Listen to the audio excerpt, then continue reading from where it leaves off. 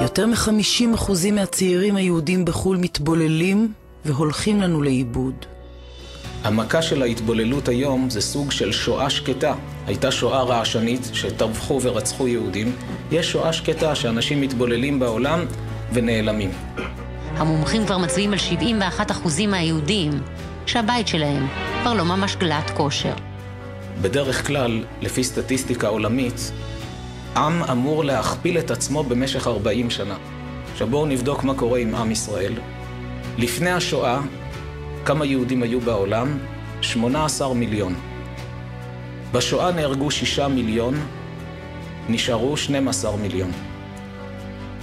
מאז עברו 70 שנה.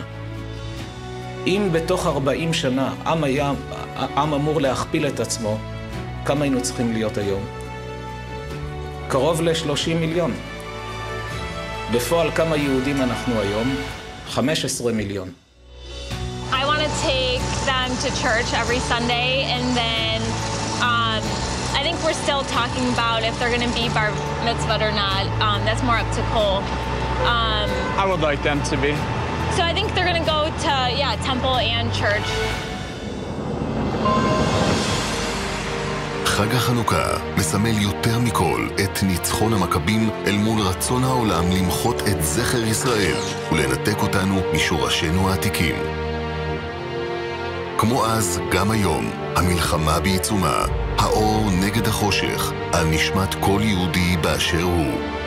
המסורת, הערכים, בית אבא, נרות השבת, הבית היהודי, אלו נותנים את השמן והמאור ללפיד שבוער מדור לדור ושומרים מהקמים עלינו. אבל היהודים המתבוללים לא מכירים את כל אלו.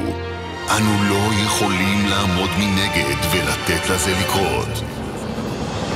בימים אלו משיק ארגון הידברות, אתר חדשני ומהפכני בשפה האנגלית, אשר באמצעותו נגיע לכל יהודי ויהודייה בכל מקום ובכל זמן.